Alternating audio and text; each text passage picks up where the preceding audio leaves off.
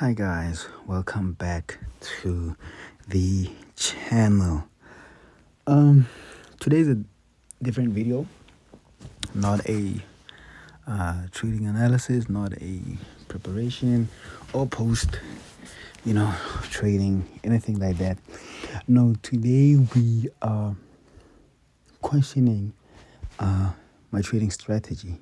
So I was literally thinking about this because the video that I posted, was it yesterday? Yesterday, yeah.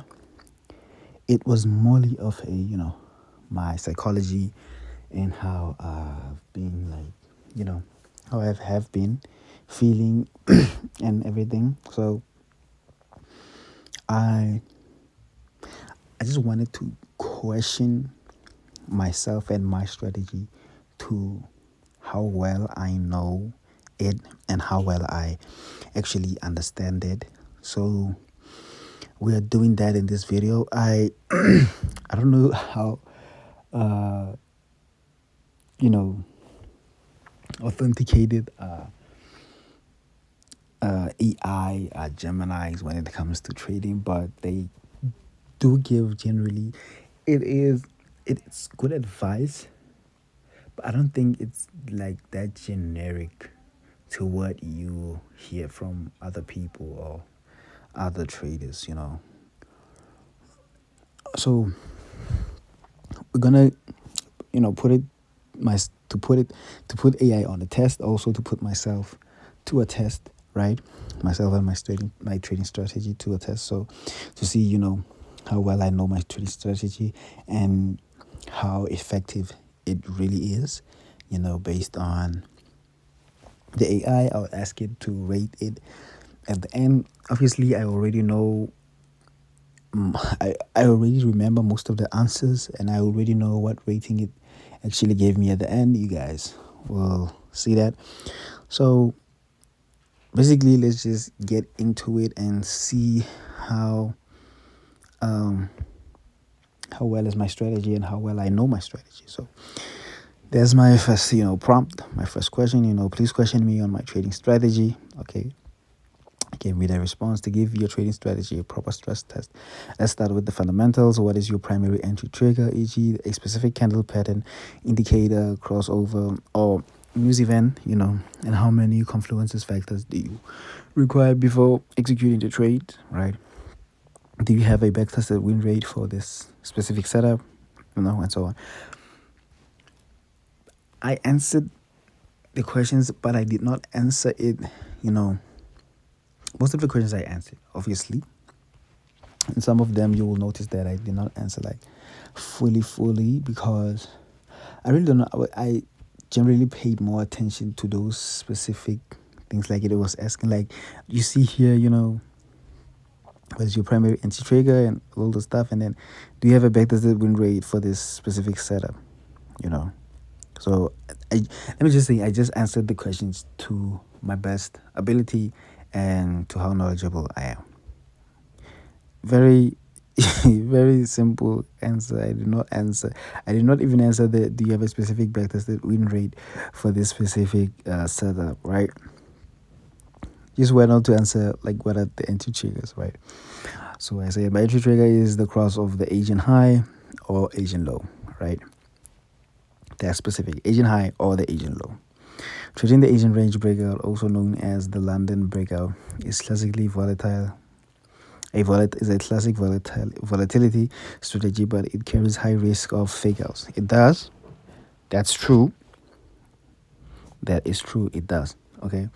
It continues to say, to refine your strategy, consider these critical questions. It does ask the questions, and then it breaks down into points, like the things that we or maybe the things that I could be looking at, or the things that most people look at, and stuff like that, and other factors that may affect the kind of question that he's asking. Like, so number one, the entry breakout versus the sweep. Do you enter the first touch? Do you enter on the first touch, a candle close, or a retest? Which is a great question as well. I think these questions I answered them very well. You guys can let me know. Entering on a simple touch often leads to being trapped by a liquidity sweep. Many successful traders wait for a 5 minute or 15-minute candle to close outside the range to confirm momentum. Others wait for a sweep and shift. Price breaks the high and low only to grab liquidity and then reverses in the true direction, right? So, number two, time and volume. What specific hours define your Asian range, right? Common windows include, midnight to 6 o'clock, GMT, or 7 p.m. to midnight EST. Also, does your entry align with the London Open? The most reliable, also gives a point, the most reliable breakouts typically occur when London volume enters the market, usually around 7 or 8 GMT, right? And it also goes on to risk management. Where is your stop loss located? The standard practice is placing the SL at the 50 at the opposite side of the Asian range, or at the 50% midpoint of the range, to protect against minor pullbacks. Like, one thing I can tell you now is that the 50%, the midpoint of the range, is something that I had not really considered, right? Normally, my trades are like this. Open, let's say the market is bullish, I enter at the break. Once the market breaks, I enter at the break of the Asian high. Let's say the market is bullish, I enter at the break of the Asian high, and then my stop loss is placed below the Asian low, right? Not necessarily like way below, but just maybe I'll say a few pips below, right? A few pips below the Asian low, right? So that's normally what I do. Never really thought about putting it like 50% within the Asian session. To me, that's like the playground of the market. If it does reverse back inside, that's where it can play around, and then that's where it will decide where it kind of like pushes up. It could go down, right? It could push up again, but within the Asian session, that's where I think that's the playground of the market for me and how I trade, right? Goes on what is your take profit target? Do you use a fixed risk to reward, or do you target the average daily range?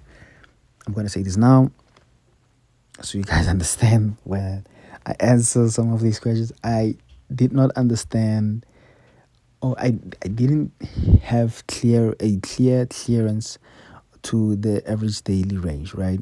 To the ADR. I did not have a clear clearance to it. I had an understanding, my own understanding to it, but I did not have a clear defined understanding to what it actually is, right? So I did ask at the end, what it is, just to see if I actually answered to, and just to see my understanding, it actually is at the right place. So I think it was. I truly do. I think it was. So let us continue to number 4, the confluence factors. Do you check the high time frames, the bias? The time frame bias trending in the direction of the 1 hour or 4 hour trend significantly increases the win rate of a breakout. Obviously, I do. From my past videos, I actually do. I do have a higher time frame bias.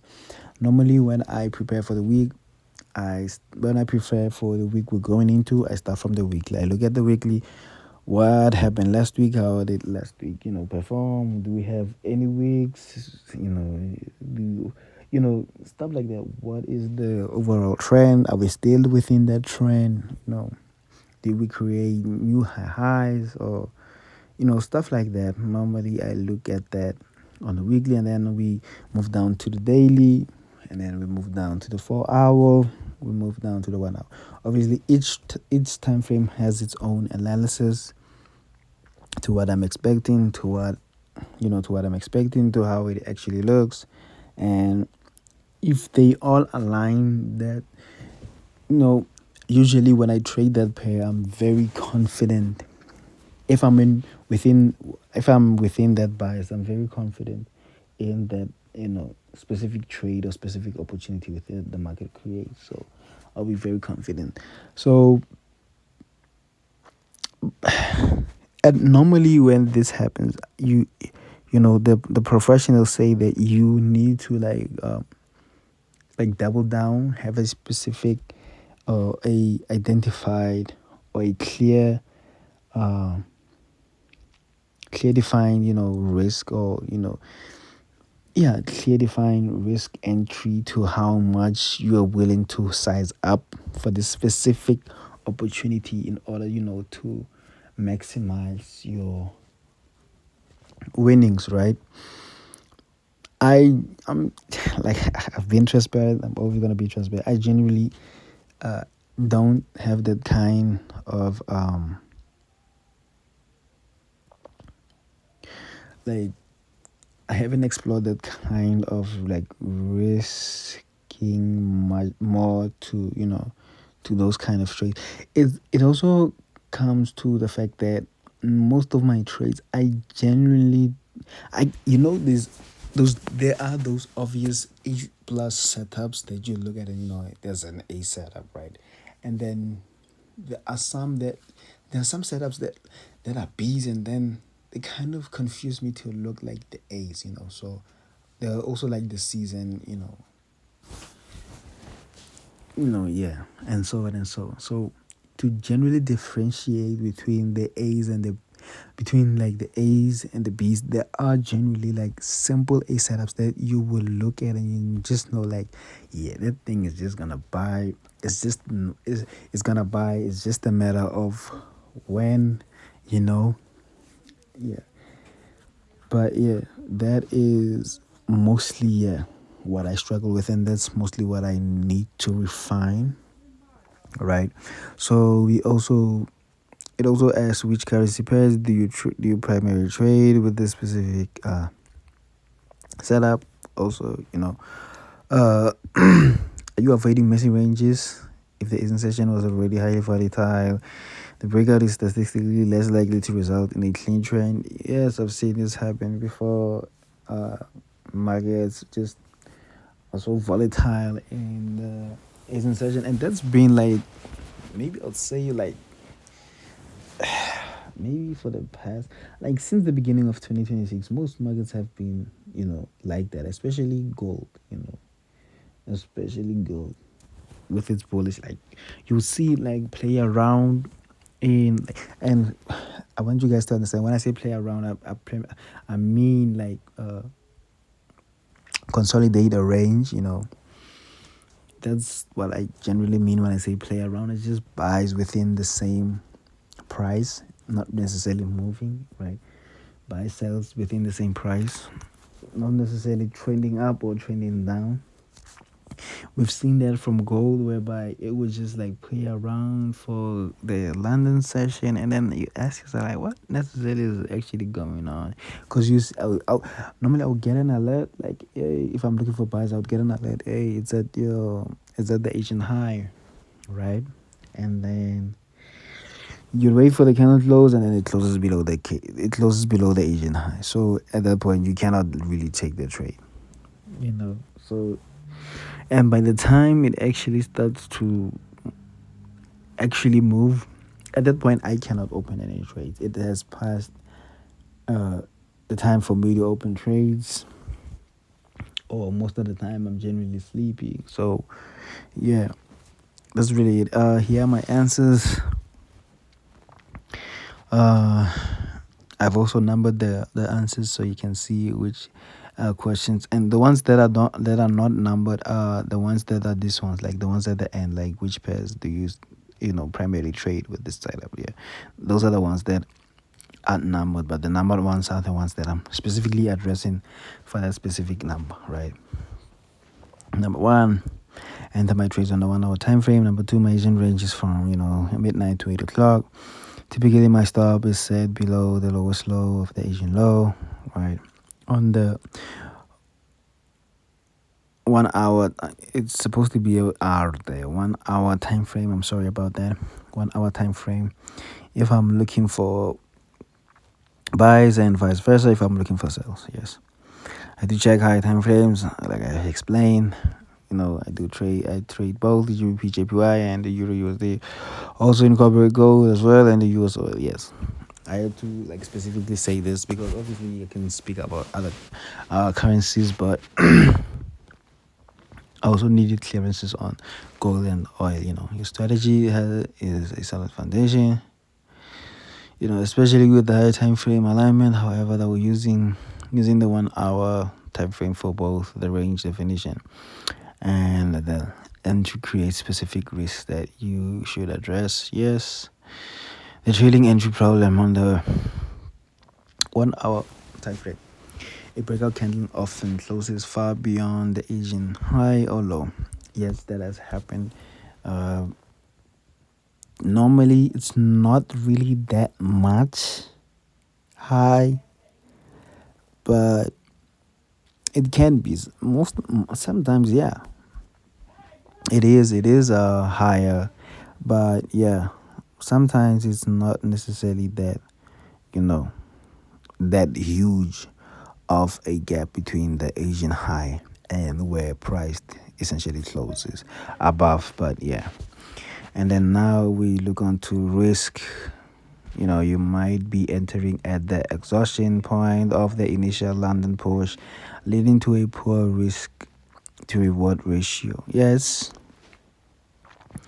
sometimes, like, obviously, I'm not entering a trade at like when it's necessarily like close to like a resistance. At that point, like, come on, but it also has to be like I'm not just entering just because the market breaks. I'm not just entering buys just because it broke the Asian high. It doesn't work like that. There are specific things that need to happen, the specific formations that I need to see, the specific things that generally should happen. Like, obviously, like, if there are no patterns like the normal patterns that we know, like the double top, the double bottom, the head and shoulders, uh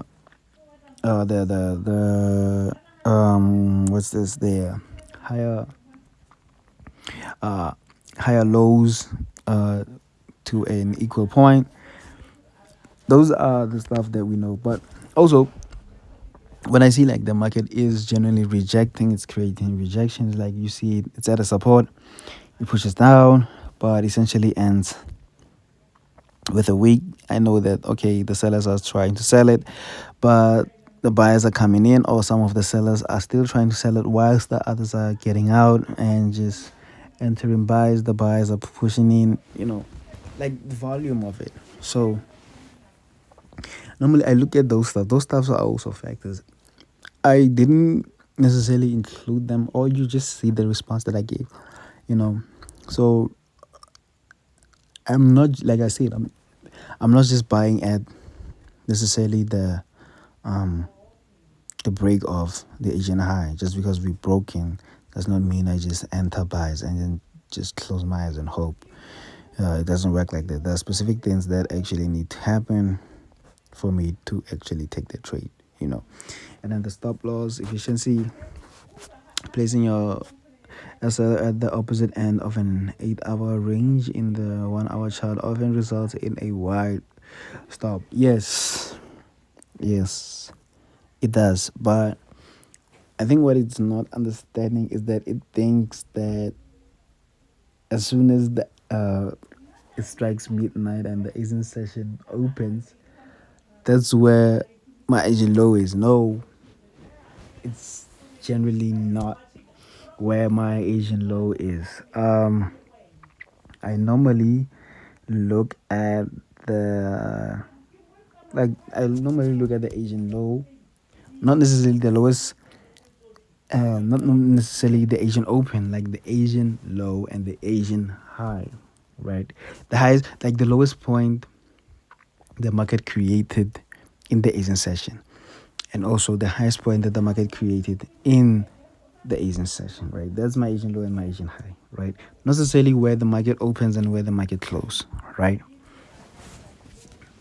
Because the market could open with just sells, and then it just creates, and then it just corrects, right, to create like a high and then continues to push down, right? So that high would be my Asian low. I'll go into TradingView and explain this uh, more to you guys, right? Now we also move into like the asset specific volatility. It moves on to gold and also oil. It talks about the volatility, Uh,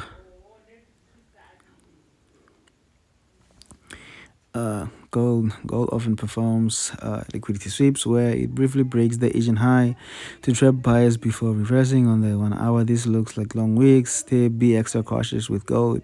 A fake out is more common here than on Euro USD. That is true. That is true. Like normally when I trade the Euro USD, like before I trade the Euro USD or before I analyze the Euro USD, I actually analyze the dollar like DXY. I generally analyze the dollar because I know if the dollar like like if we're looking for buys on the dollar, like maybe let's say for this week we're looking for buys on the dollars. I know that for on the Euro USD for the day or for the weekly, we'll be looking for sales, right? Because they are oppositely correlated. When the DXY is buying, that means the Euro USD is selling, you know? So they are oppositely correlated. Um, yeah, we move on to number 4, the 8 o'clock handover. Your range ends exactly at the London Open. Yes. The first is not necessarily the range because the market, you have to understand the market isn't always in the range, just as the market isn't always in a trend, right? It's not necessarily a range, it's just the highest point that the market created within the Asian session and the lowest point that the market created within the Asian session. It's not necessarily the open and the close. I'm not trading the open or the close, right? I'm trading the highest point that the market created and the lowest point that the market created. I'll show you all this on TradingView uh, in a bit. So we continue the 8 o'clock handover. Your range ends exactly at the London Open. The first hour candlestick after your range is the most volatile of the day. Question: do you wait for that 9 o'clock candle to close before entering, or do you enter the moment the 8 o'clock candle crosses the line? You see, that's like I think it was confused on what I actually meant, right? Like I said, it's the Asian high, the highest point that the market created within the Asian session, the Asian low, the lowest point that the market created in the Asian session. Not typically the open or the close. I don't trade the Asian open. I don't trade the Asian close because like I'll show you examples of what I actually mean, right? I think that's where it actually misunderstood me. Okay, you see at the bottom, what is your average risk to reward ratio per trade using this wide 1 hour stops, maintaining a 1:2 ratio consistently with the 1 hour base stops can be challenging without catching very large trending days. Yes, it can. That's why when when people say like they only trade or they only take the 1:2 uh, risk to reward trade, for me that's not the case at all. Like yes, I would take those trades, and those trades are very profitable. Yes, I do check those trades, but also I also take, like for me, the minimum risk to reward ratio that I am willing to take is a 1:1.5, right? Where I'm risking $1 or one whatever to make 1.5 of that, right? So for me, yeah, it's not necessarily a 1:2 always, right? But I do catch those 1:2 more often times, than you would think, right? So yeah, and I'll show you. I'll show you guys. I haven't prepared any examples, but I'll show you like what I actually mean on trading view, right? And this is my answer. I always wait for the 9 o'clock candle to close, but oftentimes the market doesn't break the Asian high exactly at 9 o'clock, right? Yeah, it mostly moves within the Asian session. I didn't answer the um the risk to reward ratio per trade, so yeah, let's continue. That is a crucial observation. If the market stays inside the Asian range after the 9 o'clock close, it indicates a contracting market or a wait and see. That's normally what my approach is. Wait for the Asian high to be broken, or wait for the Asian low to be broken, and then enter your trade. Like broken as in it breaks and then it closes like above the Asian high, right? That's what I normally mean by break, or yeah, by break. When it breaks and closes above it, I enter my buys. Obviously when other confluences have been completed and have been done. So yeah. Um. Also, approach by London traders often leading to heavy breakout later in the New York session. Since you wait for the 1 hour close, here are the critical stress test, questions for your patience. The distance problem. If the 10 or 11 candle finally breaks and closes above the Asian high, it is already 30 or 50 pips away from the break point. You still enter at market price. Yes, I do. Yes, I do. Entering late often means your stop loss at the bottom of the Asian range is now massive, killing your risk to reward ratio. Like I said, the Asian low. The same thing that goes like the Asian low is not necessarily like how can I say this? It's not necessarily like the Asian Open. Like no. I'm looking for the lowest point. Not necessarily like how can I put this? Like within the Asian session, with the Asian high, I'm looking for the highest point that the market created in the Asian session. For the Asian low, I'm looking for the lowest point that the market created in the Asian session, right? Sometimes the low that it creates is not necessarily the opening of the Asian session, right? Yes. I think I explained it very well there. Yeah, I think I explained it very well there. If I had like sound effects, I'll give myself a clap. So yeah. Um do you still enter at that price? I do. And then entering late often means your stop loss at the bottom. The Asian range is now massive, killing your risk to reward ratio, like I explained. Yeah. The fake out trap. On the 1 hour time frame, if the 9 o'clock candle closes just above the eye and the 10-hour candle immediately goes it back into the range. Question: do you have a failed breakout rule? How can I say this? The only rule I will consider like the trade or the opportunity a failed opportunity or a failed breakout is when it breaks the Asian high. Like I'm gonna give bullish examples. Is when it breaks the Asian high, right? I'm sorry about that. When it breaks the Asian high and then it comes back inside and then continues to push and break the Asian low. I know at that point the market is either gonna do two things. It's either gonna continue to push further down, right? Or it's gonna just start to consolidate. It's gonna start to play within the Asian session again, right?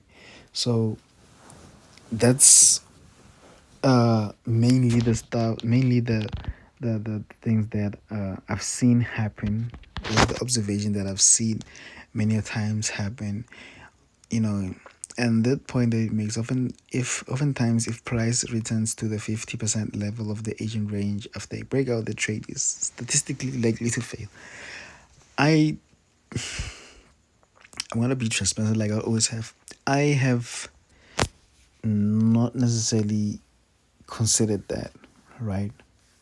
I've not considered, and this is a thing. This is why this helps, to question your strategy. I've not considered that, So, but for me, I still wouldn't put like my stop loss at the 50% of the Asian high and the Asian low. Why? Because the Asian high and the Asian low, and the Asian session, I consider it a like sort of like a playground for the market. That's where it plays before making like the volatile or the impulsive moves, right? The impulsive moves. That's where it plays before making like the impulse. That's like the correction phase before it actually moves above. So I don't necessarily I haven't necessarily considered that.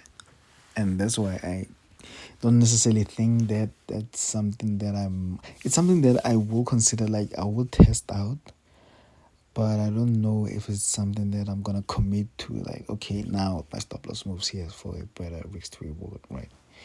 So yeah.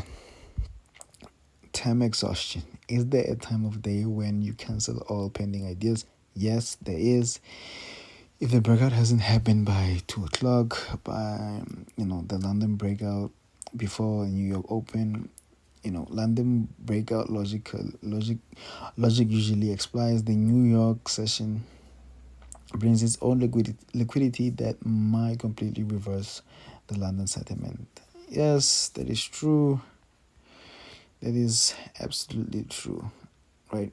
Number four, gold and oil specifics. On gold and US oil, waiting for an 1 hour close is much safer than a touch entry. It's much safer for all instruments. So yeah, but these assets love to wig the Asian high and then stay inside the range for hours. Yes, they do. That's why I normally wait for the break. Do you factor in the spread at 9 o'clock? Volume is high and spreads can widen, which might trigger an entry that immediately goes into drawdown. Well,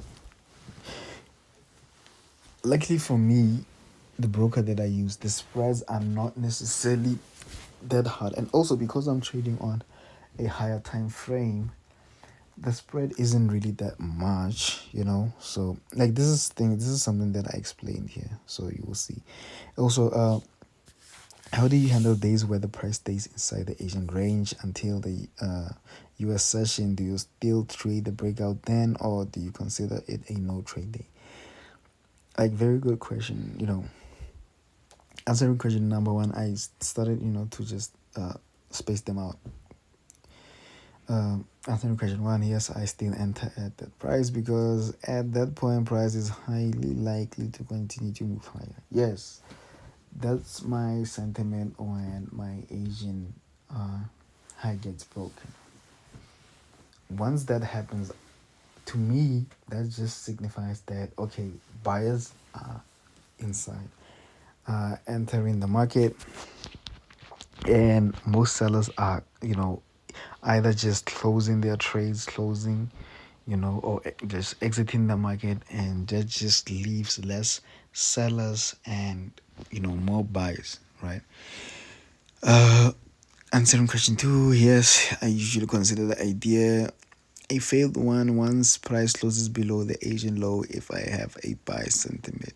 Yes, like I just explained, if I'm buying and market goes down and closes below the Asian low, obviously at that point, you know, one, my stop loss has been hitting, more likely has been hitting, and the trade idea, is invalid now. So yeah, Number three, yes, normally I don't enter any trades after 8 p.m. my time. Like this, at that point, like, guys, I'm not even, like, at that point, I'm not watching the markets. I'm just, chilling, either watching TV, whatever, doing whatever, right? I'm not necessarily concentrating on the markets. So, yeah.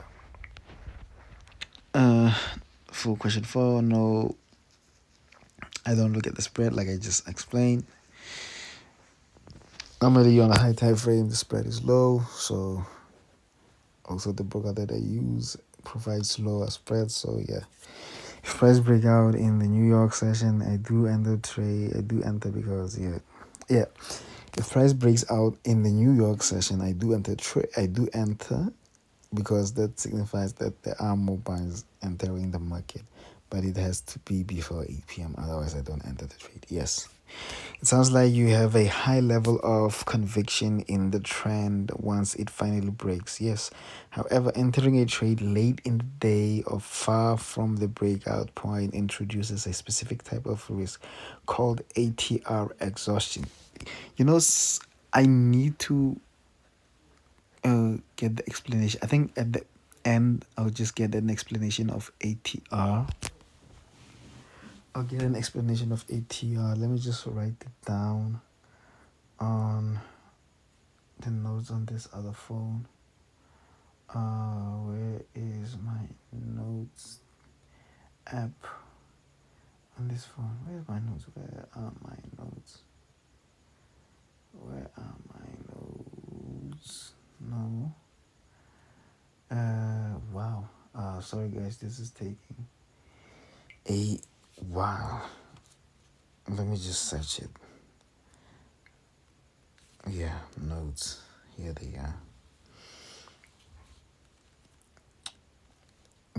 Let me write what I need to do at the end. Oh my god, it's taking so slow. It's an old phone, so bear with me. ATR. No.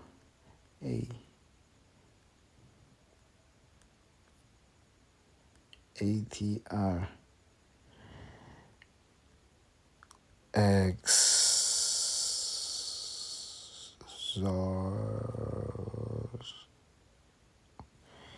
Exhaustion. ATR exhaustion. Explanation. Also,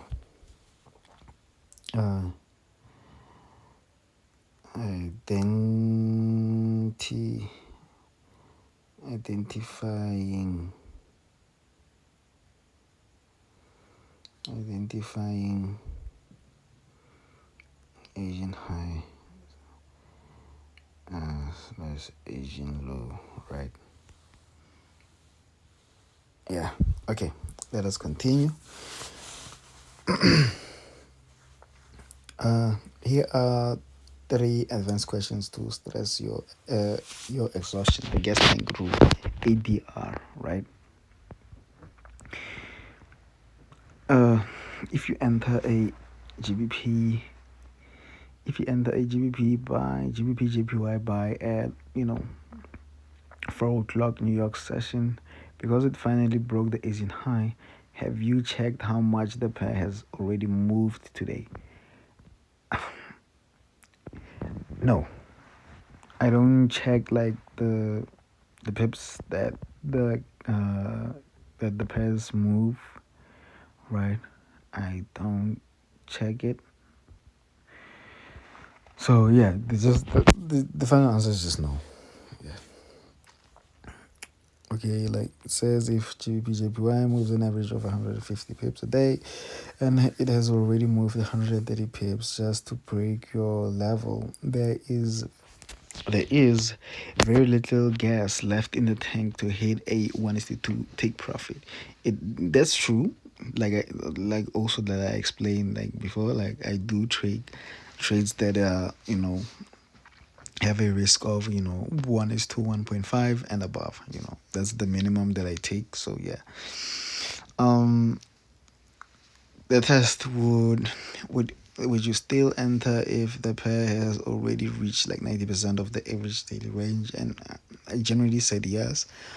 Also the stop loss versus time conflict.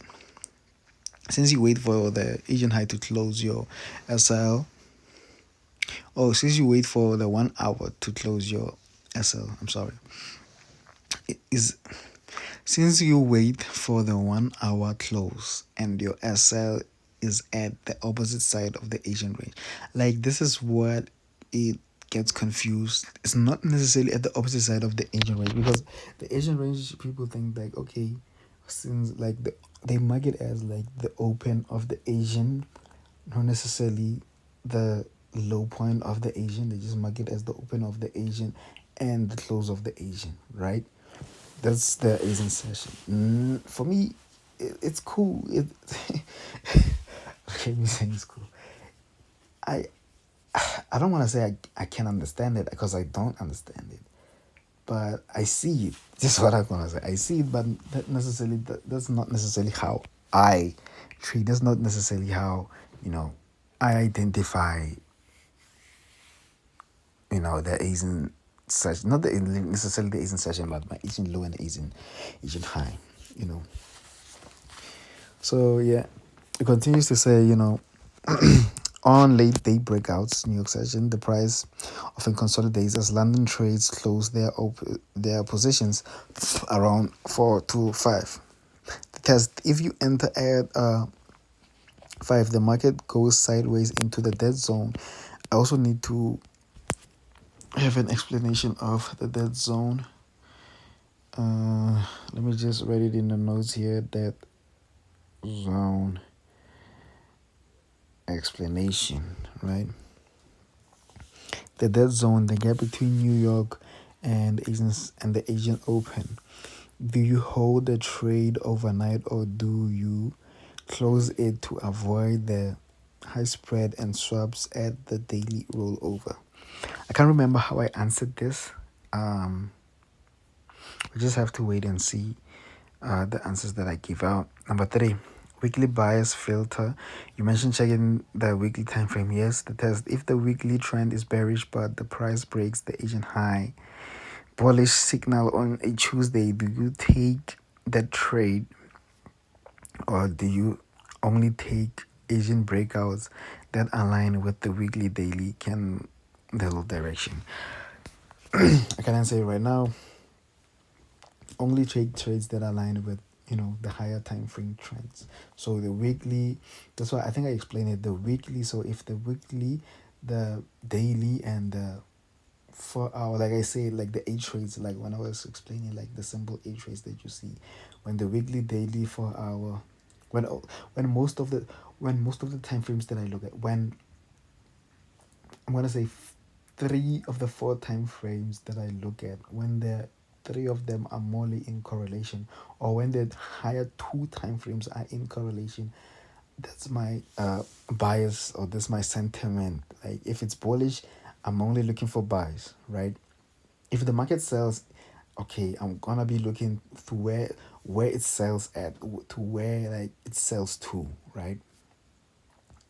And identify a point of interest there, identify what could be formed there and what could happen there. And if that specific thing happens and it effectively does break my Asian high, I will enter the buys, looking for it to push up and continue in a bullish sentiment, in a bullish trend, right? So that's necessarily how I trade. If the market is bullish on the weekly, daily, then the sentiment is bullish. Only looking for buys, right? And that's it. Okay.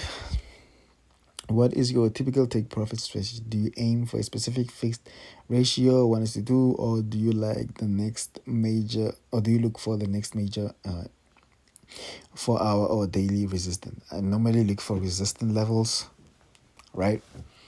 Normally look for resistance levels, is mainly prominent resistance levels, like strong resistance. There are like some other resistant levels that are not necessarily strong resistant levels, right?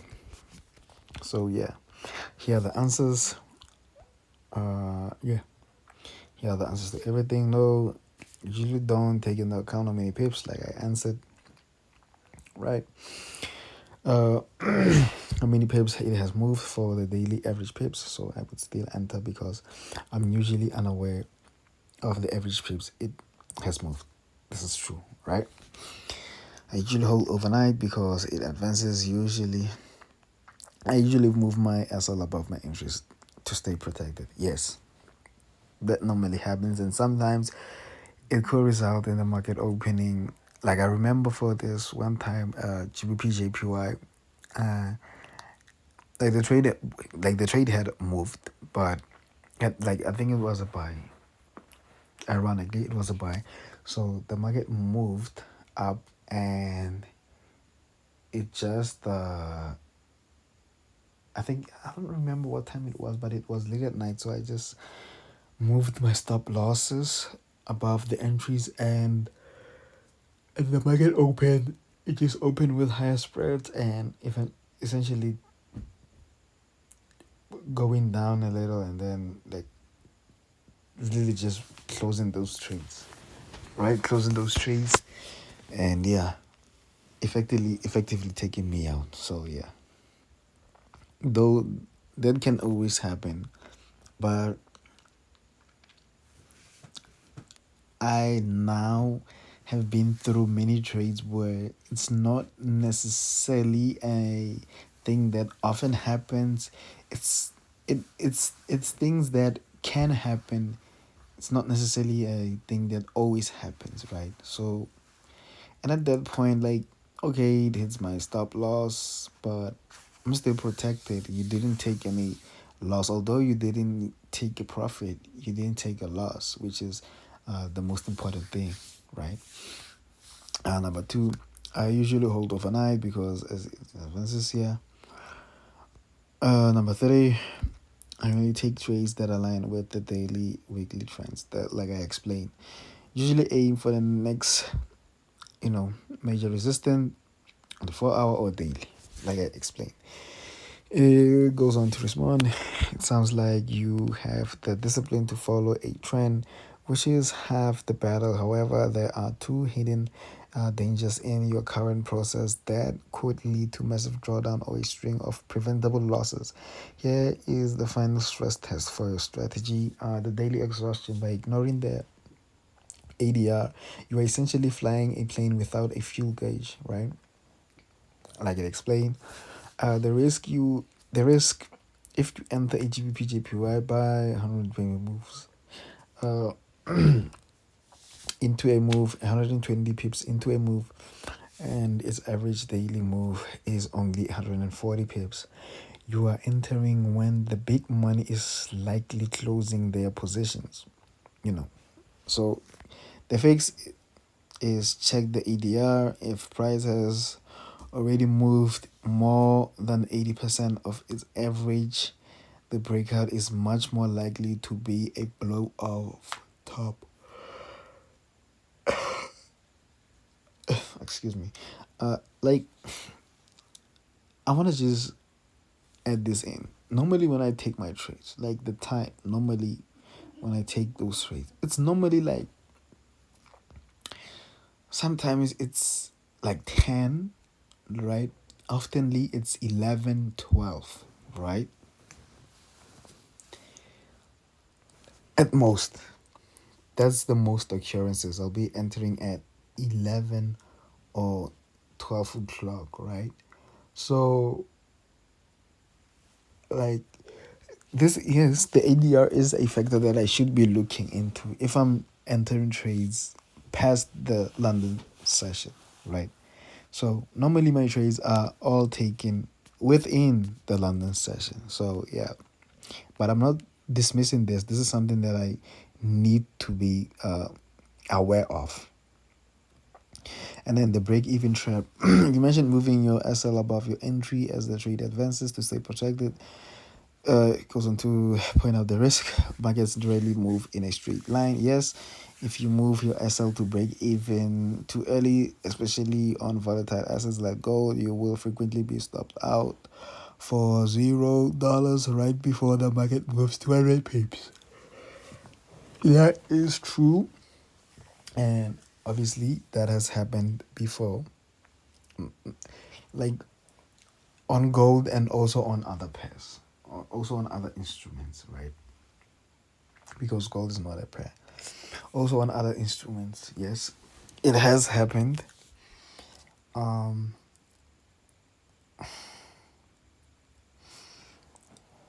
the break even. How did I answer this?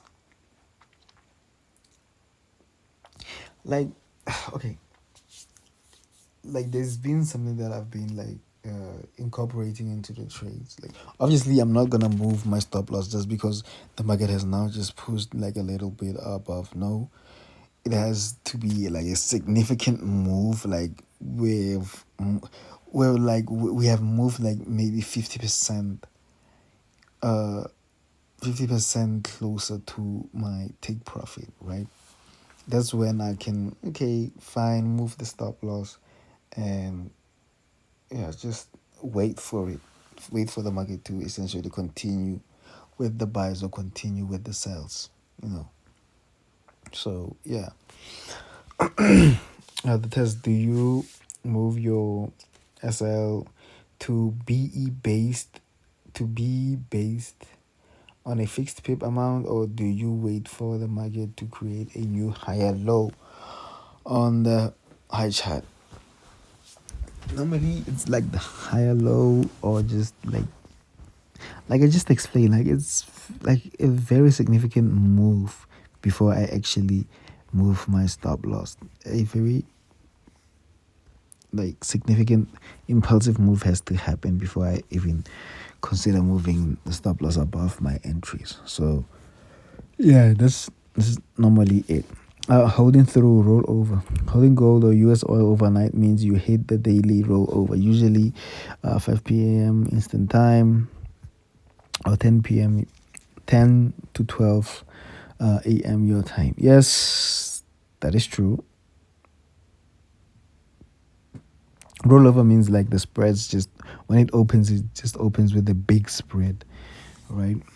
Like I explained, whereby like the GBP JPY explanation that I gave, like when the spreads open, it opened and just moved a little bit to the downside and effectively took me out of the trade, hitting my moved stop loss to break even. It just took me out of the trades and continued to push up. That can happen, you know. So it's, I just look at it as, you know, the things that just come with trading. It can happen normally, like oftentimes it generally doesn't, right? It generally doesn't. So it is like I said, it's something that you should take in account. Even your SL, even if your SL is at break even, a widened spread can trigger your stop and kick you out of the trade even if the price hasn't actually touched your level. Yes, that's true. That is true. And that's exactly what happened on the GBP JPY. The resistance gap, you aim for the next major 4 hour or daily resistance. The test, if your 1 hour entry is 30 pips away from the Asian high, but the next 4 hour resistance is only 40 pips away, while your stop loss is 60 pips away, your risk to reward is less than 1.1. Yes, at that point I do not take the trade, right? But here it asks me, do you calculate if the room to run is at least double your risk before you click buy? I don't know what I answered, but I should have said yes, right? Because I actually do calculate. Do you currently track your R multiple? I know what R multiple is. How much you make versus how much you risk in a journal, or do you focus more on the win-loss outcome? Normally, I was focusing more on the win-loss outcome. I knew what R multiple is. I just didn't consider it, you know, or like looked at it. Yes. Uh, I asked a quick question. In simpler terms, explain ADR. Yes. We're getting to the end now. And yes, I do calculate if there is more room to trade, yes, to run, and I can end on a positive risk to reward ratio. I don't track my R multiple, but I would love to know how to track it manually because I don't afford tracking systems for my trading yet. And this is on this is honest. I don't know why I was being that honest with an AI, but okay, we'll move on. Um, it goes on to explain the ADR range, here. Okay, let's just read the answers. Yes, I do calculate. It's more. Okay, I think okay. Let's just move on. ADR, average daily range in simple terms. Think of ADR as a car's fuel tank. Every currency pair or commodity has a limit on how far it usually travels in a single day. If GBP JPY has an ADR of 150 pips, it means on average day the distance from its lowest point to its highest point is 150. The trap: if you see a breakout and want to buy, but the price has already moved 150 or 140 pips today, the guy is almost out of gas. Even if the setup looks perfect, it's likely to stall or reverse because it has reached its daily limit. How to check it? You can add a free ADR indicator on TradingView or simply look at the last 5 to 10 days and see what the total move high to low was for each day, right? And here it explains how to track the R multiple manually. You don't need expensive software. A simple notebook or Excel/Google Sheet works perfectly. R multiple measures your profit relative to the risk you took. The formula R equals to exit price minus entry price, or entry price minus stop loss price, right? So here is the step by step, and you guys can look and please read. If you don't actually track your R multiple, please read everything here and understand it and how you actually calculate it. I think I'll just show you uh I'll show you at the end, right? Some stuff about the R multiple. The final stress questions: the ADR filter. Now that you know about the gas tank, will you commit to skipping a trade if the pair has already moved more than 80% of its ADR before your entry? Like I said, normally I enter in the London session, and at that point, the market hasn't really moved anywhere near its ADR, right? Also, the news factor. Since you trade gold and US oil on the 1 hour chart, how do you handle high impact news like NFP or CPI that drops while you are in a trade? Do you close the trade or let it fly by? I normally I try to avoid the news. By all means, I don't trade news at all. If I'm in a trade and there happens to be news, or I know there is news, I would just move my stop loss that, above my orders, and that's just it. That's just it. But if, let's say, I'm in drawdown and we're getting news and I'm in drawdown, not necessarily like close to my stop loss or whatever, but I'm just in drawdown and there happens to be news, I normally just leave the trade because at that point I have psychologically, prepared myself that that money is essentially, or that stop loss is essentially what I am willing to lose today. So yeah. At the bottom, would you like to create a simple table template you can copy into a notebook or Excel to start tracking your R multiple today? Yes. Here I answered the question. No and yes, because normally when I enter a trade, price hasn't moved nearly that much. It's usually within the London session. I rarely take trades in the New York session. Yes, which is true, unless it has a very high likelihood of respecting my analysis and my bias. Right? Yes. Two. Normally I trade to avoid news, but if I'm in that scenario, I normally move my SL and let it fly by. Really, I don't really know how to trade news, which is true. I don't know how to trade news or prepare for them. Yeah, which is also true. Yes, created us. Uh-huh. Also, if this is the last question, how do you rate my strategy? Right. Oh, fudge. I already showed the rating. So here is the strategy rating, guys. Gemini rates my strategy at a 7 out of 10. Strong foundation. Your trading strategy is well structured because it combines time-based volatility with higher time frame confirmation, weekly buys. This puts you ahead of most retail traders. I don't know. Okay. Okay. It's gassing me up. So okay. Uh, Obviously there isn't a. I don't think there is a 10 out of 10 strategy. So a 7 out of 10, is. I think it's very strong. I think it's very strong and it's very, you know, encouraging, and it just gives me more confidence. Uh, yeah. So the good, waiting for the 1 hour close and aligning with the weekly trends are pro moves that filter out many false signals. The risk, your main weakness is risk to reward. Yes. And I'm glad that the main weakness is like the risk to reward, because risk to reward essentially is something, that you can control.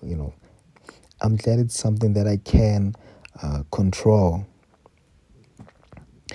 Because you use wide, 1 hour stops and enter after a full candle close. Your wins need to be very large to cover your losses. Yes, they do. They do. They actually have to be. The improvements, right? Also love this. Incorporating ADR and the R multiple tracking below will help you see if those 1 hour entries are actually profitable in the long run. So that's essentially what I will need to improve on. Looking at the ADR and the R multiple tracking, like how, you know, what's the performance. Here is, how to track the R multiple manual template. Copy this into a notebook or a basic spreadsheet. Each row is one trade, right? Now we have gold direction we bought. The entry price we have 2,150, and the stop loss we have 2,140, right? Risk, the pips is 100 pips, because obviously when you subtract that it would be 10, but it's not necessarily like 10 pips. It's 10. It's x by 10, which is 100 pips, right? The exit price is 2.170, which we made a profit, which would be, when we subtract it to the entry, it would be like 20. It would essentially be 20, which is 200 pips. So our multiple, yeah, is 2. Yeah, it's 2. That's what it is. It's 2. Euro USD, the sell. Entry price, you can see 1.0950 to 1.0980. Risk, it's 30, and exit price is 980, which is a loss, right? Minus $100, and we have a negative R multiple right there. Let me move down to show you guys how you actually calculate it. There is the calculation and there is the step by step how you actually do it. Example also there is examples right there. Um you guys can pause the video, if you're looking to see what actually happens there. And here is a preparation for high impact news. Since you trade gold and oil, letting it fly by during news is dangerous due to spread widening. Check the calendar, use a free economic, which I actually have. I use investing.com.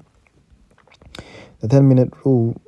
The 10-minute rule: 10 minutes before major news impact, move your SL to break even or close to 50% of your position, or close 50% of your positions, right?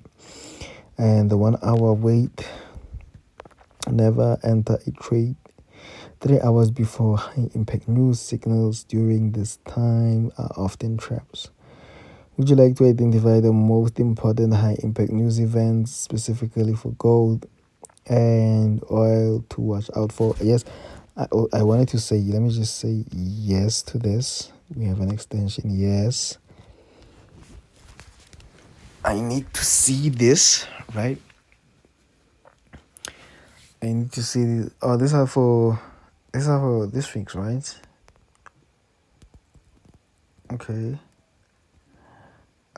This week, geopolitical developments and critical economic data. Gold key events. Gold is currently reacting to its safe haven status amid escalating Middle East tensions. Yes. In CPI inflation was the 11th of March. This is the most critical report. I knew. Okay. I'm sorry, guys. I should be reading this out to you guys. The most critical report of the weekend: if inflation is higher than expected, it may signal that the Federal Reserve will delay interest rate cuts, which usually causes gold to drop. Okay. The US PCE inflation, another major inflation metric. High PCE data reinforces a strong US dollar, putting downward pressure on gold. Yes. Middle East geopolitical: watch for any news regarding the conflicts involving the US, Israel, and Iran escalating typically cause gold to spike. Yes. And the US oil key events: oil price have recently surged past 100 dollars per barrel due to supply shock fears. Yes. API and DOE. API reports Tuesday, 10th of March, PM GMT. Initial private data on use crude, DOE. Okay. Official government data: a decrease in involvement typically pushes price up, while an increase can cause a drop. OPEC monthly report will release its market outlook. Summary table for your entry window. Since you trade between, I don't like I say, I don't trade between 12 and 8 o'clock. Since you trade between 12 and 8, and hold through the day, these are danger zones to watch out. How do you currently feel about entering trades on Wednesday, or do you prefer to stay on the sidelines when such big numbers are related?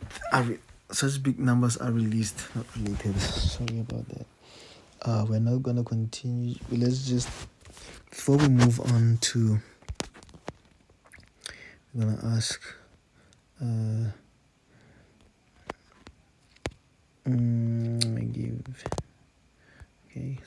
Give me an explanation of ATR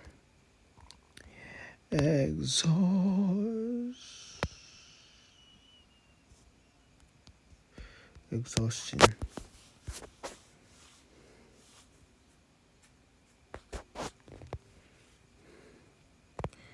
Let me see.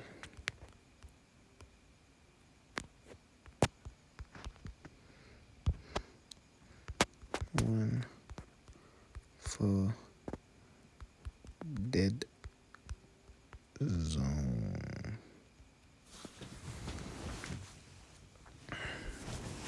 Okay. ATR exhaustion, the empty tank concept. ATR, average true range, measures how many pips a pair usually moves from its absolute low to its absolute high in one day. Exhaustion happens when a pair has already used up its daily fuel. The scenario: imagine GBP JPY usually moves 150 pips a day.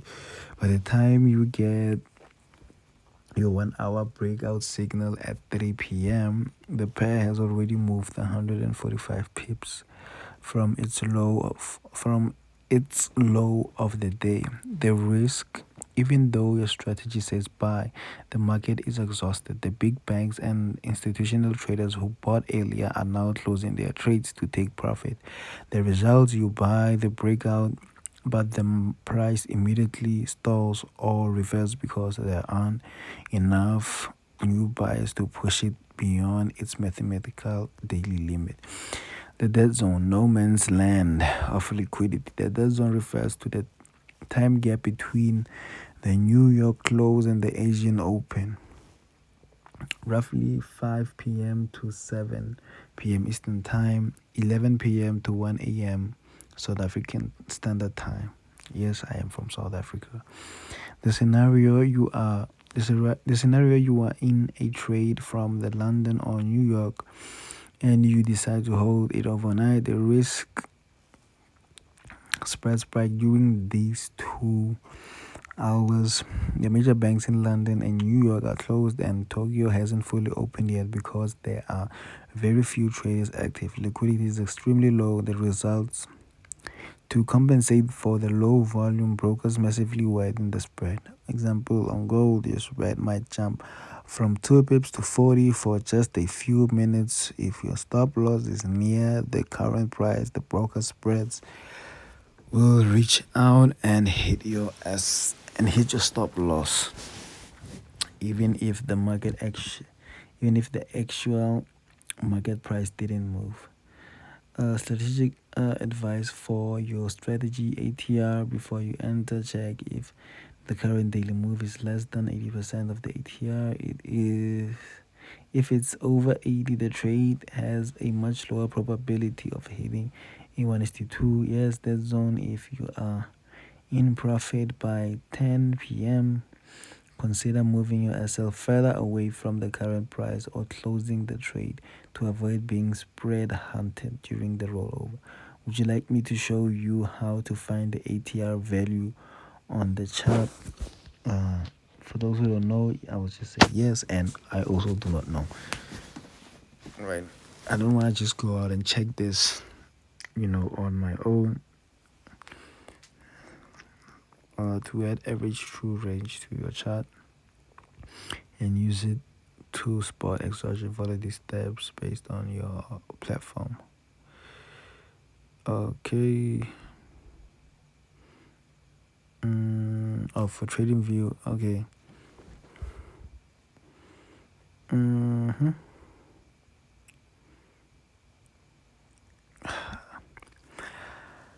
think I'll just come back and read it. I'm sorry, guys. I'm getting tired. It's like 9 o'clock right now, so I've been yawning, and I'm getting a little bit tired. So I'll probably read this before I sleep. I just want to explain the identifying my Asian low and Asian high. I just want to explain that before actually moving. And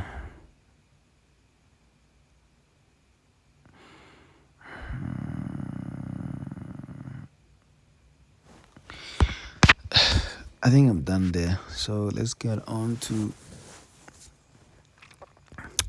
and as you guys can see, this is gold. This is gold on the 4-hour time frame, right? You guys know gold has been playing around, it sold, and then just started like this consolidation, right?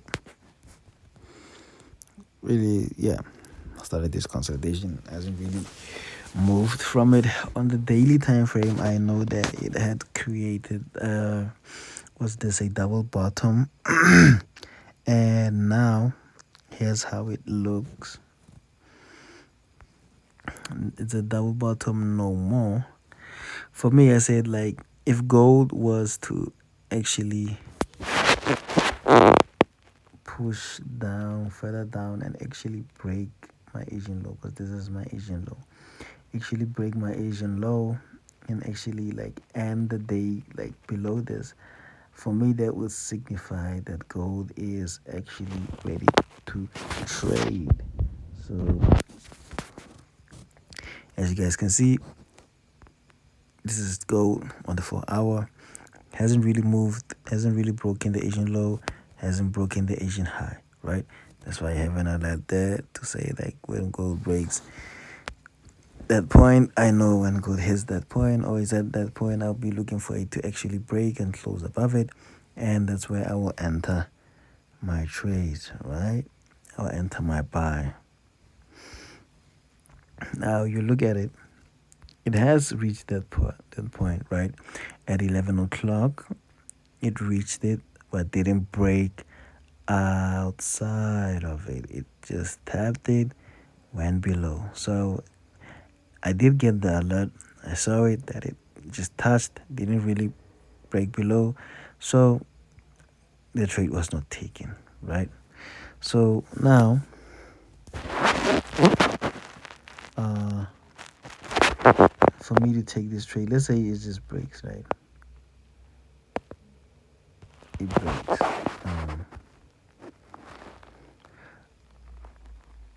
There isn't necessarily like any calculations to the madness of how I would take this trade. Excuse me.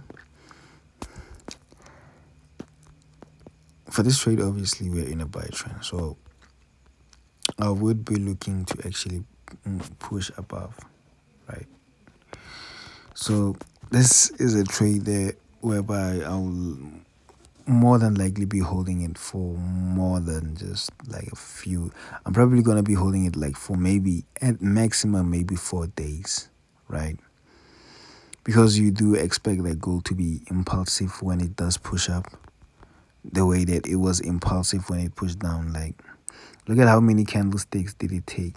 Like, let's just look at this. Let me just show you an example here, right? With that. Oh man, what's wrong with my connection now?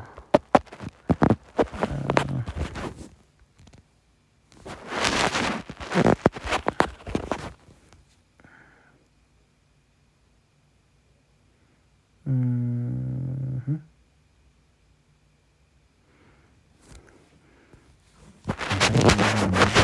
But it's not kicking in. I do not know what is going on.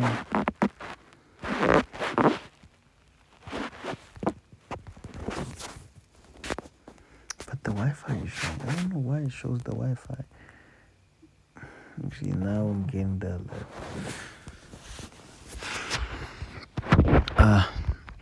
Let's look here, right?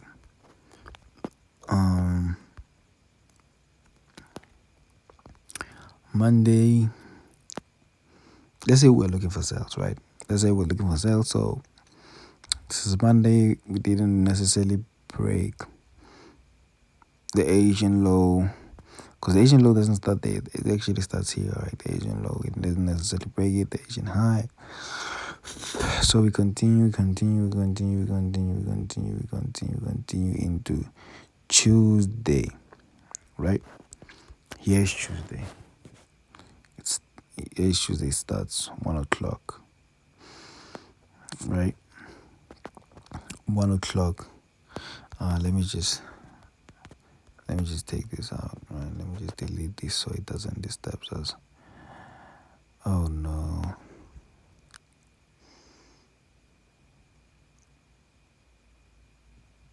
It looks like I'm having problem with my Wi-Fi.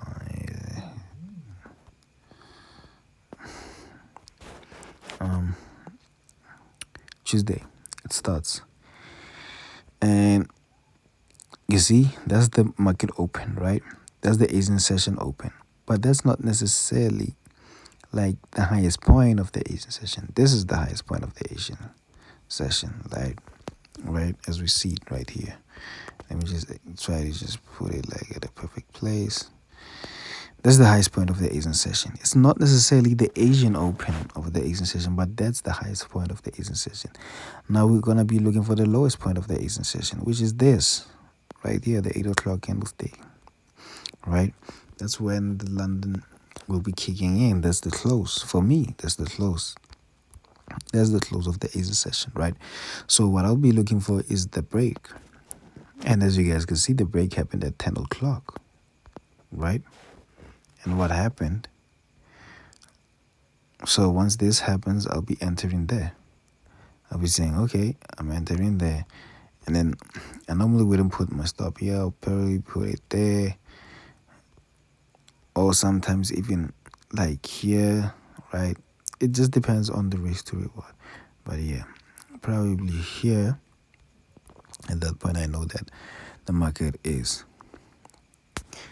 gonna be buying from there. So now, here is my resistance. I mean support. There's my support. Right, that's where I'll be putting my support. That's where I'll be putting my take profit. Right. It's obviously like really good when you look at the risk to reward ratio from what I'll be risking to what I'll be getting. Like a risk to ratio of 1 is to 2.8.2 is very good. So it's very good. And now we look at how long the trade actually took. Remember, it's Tuesday.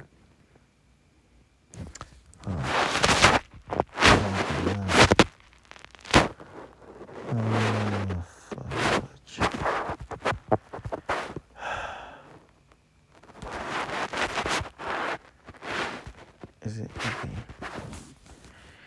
Guys, just bear with me. My internet is giving me a big headache. Now you look at it. Okay, Tuesday, we entered the trade at what? It was 10 o'clock. That's when we had our break of the Asian low. 10 o'clock, right? So 10 o'clock up until,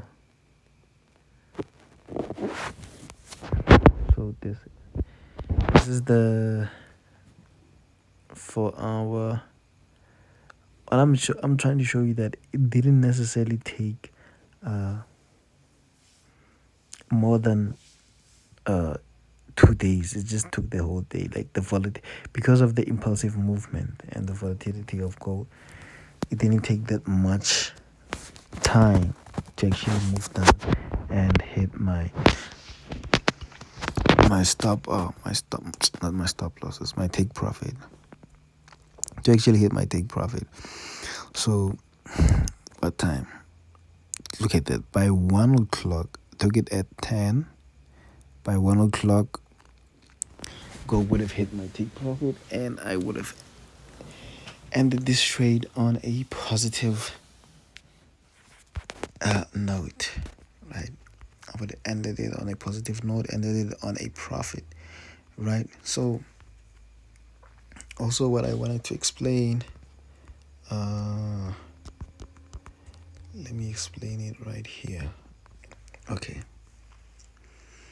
Let's say right here, this is the market open, right? We're in a bullish trend. We're talking about the Asian session now. And market does that. Creates an Asian high, right? Market creates an Asian high, and then the market comes down and creates this, right? The low, and then the Asian session ends right there. Where the arrow ends, that's where the Asian session ends. So if you're marking out the Asian session, you'll say, okay, the beginning of the Asian session is there, right? And the end of the Asian session is there. But that's not necessarily the lowest point, because now if this trade, if this is just continuing, like let's say like from this, let's say we're going from Monday to Tuesday. So this is Monday, right? Let me just make it pink, or let me make it much of a yellow. No, yellow you won't see it. Blue. Yeah, blue is perfect. Let me make it blue. So the blue arrow is Monday. Is the Monday market. It has been pushing up, and then the maroonish, purplish, I don't know what to call that color. Whatever it is, whatever it is, that's the Tuesday. That's the beginning of Tuesday, right? The Tuesday market, and that's the beginning of the Asian Open. That's our Asian Open right there, right? As you can see, the market has been pushing up all the time. It hasn't necessarily created a low, it hasn't necessarily created like a low and then it does push up, right? Nothing like that has happened. So we can't necessarily call that the Asian low. Right? Now, as we know, our Asian high is the highest point of the market, which is this right here. This right here. Let's say this is 3 o'clock in like midnight. Like this is 3 o'clock in the night, right? Night, early morning, whatever. That's 3 o'clock. So now we'll be looking for the low. Our low is right here, right? That's our low. And our low, let's say our low is at what? Let's say it's at 4. Not necessarily. Let's not say it's at 5 o'clock. It's at 5 o'clock, right? Morning time. It's at 5 o'clock. 5 o'clock. So you can see, for me, it's not necessarily about where it starts and where it ends. I'm not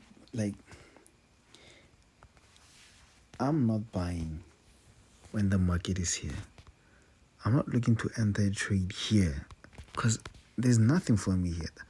I don't know what necessarily is gonna happen. I don't know what's necessarily gonna happen. I don't know if we're gonna go up. I don't know if we're gonna go down. I don't know if we're gonna go sideways the whole day, right? For me, there's nothing. For me, there isn't an opportunity here, right? There isn't anything. So I'm not looking to enter a trade on that. Let's say in this instance, I'm looking for buys. I will genuinely wait until the market comes here and actually breaks and closes like that. When it breaks and closes like this and the candlestick is above my Asian high, I will enter buys right there and I will push, let's say my resistance, whatever is up there. That's my resistance right there. That's where I'll be putting. That's where I will just That's where my entry will end, and that's where I'll enter, right? And then obviously my stop loss will be out below. So below the Asian low. It's not necessarily that much. It's just below the Asian low, just to give it a little more tiny leeway, a tiny little window of the market to play around and effectively push up. Now, from this point, like I say, 2 things can either happen, right? Well, actually, not necessarily 2 things. 3 things can happen. We can continue to push up and the market continues to have those impulsive movement and some small correction and impulsive movement until it effectively hits my take profit, right? Or, and because we're bullish, that would be great. Or the market decides, you know what, come back inside, and then it starts to play, starts to just play around, starts to just zigzag everywhere, right? And essentially not doing anything, like really just playing around, right?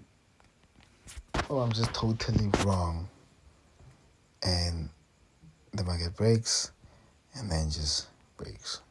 But all I know is that from this point, let me just do it again.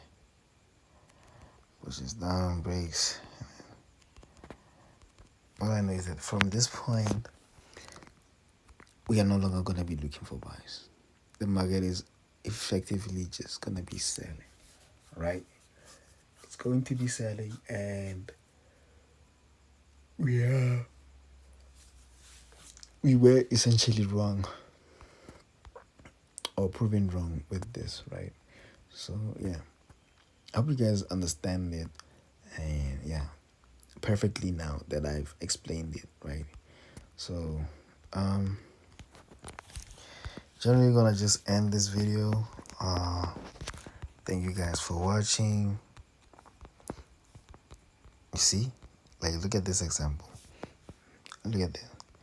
The market hasn't broken above the Asian, the Asian high. It hasn't broken above. So at this point, I'm not taking this trade, right? I'm not taking it, even though this week it has created this wick, right? This wick right here, this one. I'm not taking this trade because this candlestick didn't close here, close below. So that just tells me it's not ready to buy. And as you guys can see, since the Asian low, the market has just been playing. It's just been moving within the Asian session, within my Asian high and Asian low, right? And as you guys can see, oh, I'm sorry. And as you guys can see, look at where the low is and look at the time. Look at the time, 2 o'clock. When did the Asian session start? The open. Here's the open. Here is the open of. Here's the open. Let me make it blue for you. Here's the open of the Asian session, right? Put it straight. Here's the open at the blue line. That's the open. Necessarily, that is not the highest point that the market has created in the Asian session. What do I mean? We know how our highs are formed. Obviously, high, low, high, low, high. Right? No one calls this a high. No one calls this a high. Right? No one calls that a high. So, essentially, we know how our highs are formed, right? This is a low or high. High, low. Yep.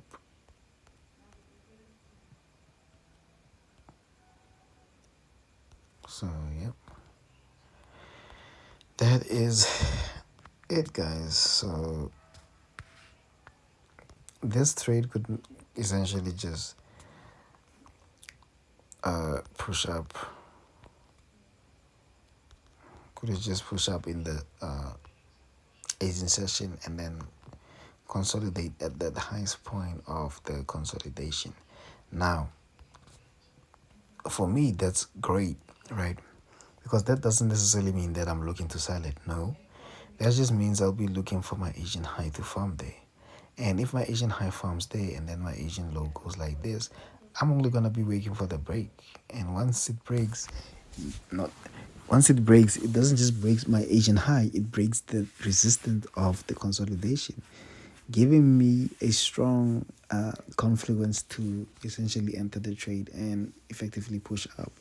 So for me, at that point, it's genuinely a very, how do you say this? It's a very good trade. It's like, I wouldn't say it's an A plus trade, but it's generally close to an A. It's generally close to that point. I would just say it's a B plus. It's a B. Let me just say B. Yeah, it's a B. It's a B trade, right? Because that could effectively be a false. Like a great trade will be like trading from here, taking the trade from this part, from the bottom right here, whereby our Asian session is formed, and our Asian session open, our Asian lows and Asian high are formed right there. Not necessarily like this big, but close right there, and then we enter, we push up, right? So that's it. So a long one today. Hopefully not that long. Uh, Whoever watches this, thank you for watching, and please hit the like button. And hopefully now you guys can go on and conduct your own surveys to your trading strategy, and see if it is a strategy that you fully understand, or it's not, just to make sure that it's a strategy that you fully understand, and it's not something that you're telling yourself like, yeah, I understand this, yeah, I understand this, because there are factors that you haven't necessarily looked at that you could always look at. So yeah, so for me, I am satisfied, you know I'm satisfied, and I'll be, like I said, I'll be conducting another one probably after a few months, maybe at the end of the year, just to see like where I'm at, and excuse me, where the strategy is at, like how good or bad it has gotten, or how like it just stayed more of the same. So like I said, whoever watches this, thank you. Leave the like button, and I'll see you in the next video. So peace.